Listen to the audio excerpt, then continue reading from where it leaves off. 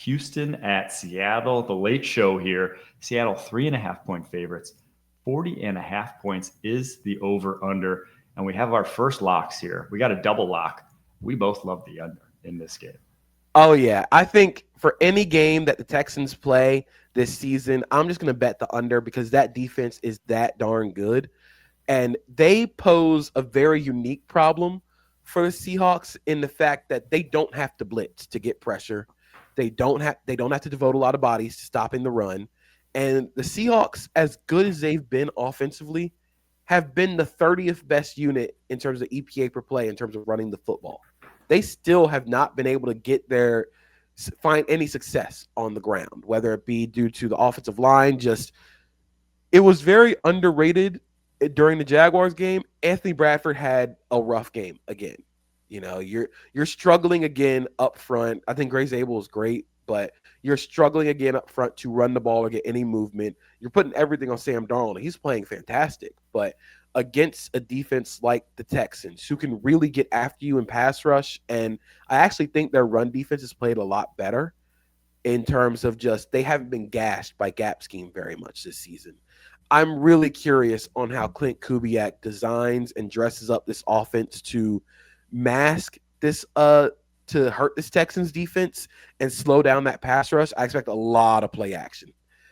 There's going to be a play action heavy diet. I think you're going to try and attack Al-Shaair, try and attack Henry Toto over the middle of the field. Just really try and use their eyes against them, use their aggression. The Texans defense and especially their linebackers are so aggressive flowing up the field. They're trying to create negative plays. They're trying to get upfield fast, and you can really use that against them in play action. I think Seattle does a really good job of dressing up their play action to really hurt teams without actually needing to run the football. And it really affects defenses like Houston, where their second-level eyes are so aggressive in playing the run. So I'm curious on how Clint Kubiak really draws this up against one of, if not the best defense he's seen so far. Yeah, to put some numbers to how devastating this play-action passing game has been, Sam Darnold's averaging 15.2 yards per attempt. 15.2. He's almost doubled his yards per attempt from not play action to play action passes. And now, there's always this thing where it's play action merchant when a guy is effective off play action. That has not been the case whatsoever. I resent that characterization of Sam Darnold's game. He's been awesome this year. Highest big time throw rate, lowest turnover worthy play rate, highest average depth of target, third fewest sacks. The numbers they speak for themselves. He has been, it's not just wide open guys. He has made some special throws all throughout this season. I think it continues, man. I think that play action game is enough to slow down these edge rushers. And if there's one place where I trust the Seahawks, actually, it's the tackles are solid there. The interior is tough, but the tackles, I think, can hold up at least a little bit to this edge rushing duo of the Houston Texans. So I like the Seahawks quite a bit here. We obviously love the under as well. But I just think, we touched on this. What show was it? Where it's just the Houston Texans offensive line is susceptible to lose every single spot. The Seattle Seahawks defensive line is susceptible to win at every single spot. That's a recipe for disaster for the Houston Texans offense, in my opinion.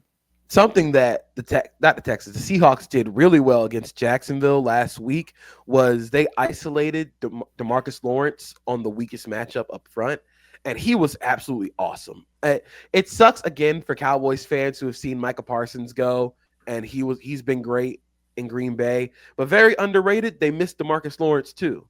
And DeMarcus Lawrence has been amazing in Seattle this year. But what they are able to do is, I think this is going to be a game where they just try and win with 4.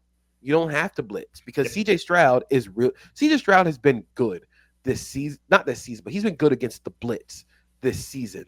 And that has been something where you can see the Seahawks really keep trying to push those buttons and really try and manipulate their pressure looks or their pass protection packages for Houston, which has not been very good at all this year. So maybe they try and do that and still win with 4. But something that Seahawks do really well is they are so effective as pocket pushers and on pass rush games because they all understand where each other wins the most.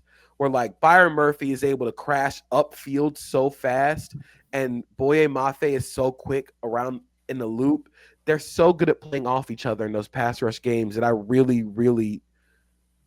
worried about that Houston Texans offensive line trying to pass off stunts and pass rush games against this defense. Yeah, Byron Murphy, we've talked about him a little bit, but to hammer it home, he has been everything and more for this in year 2 for the Seahawks.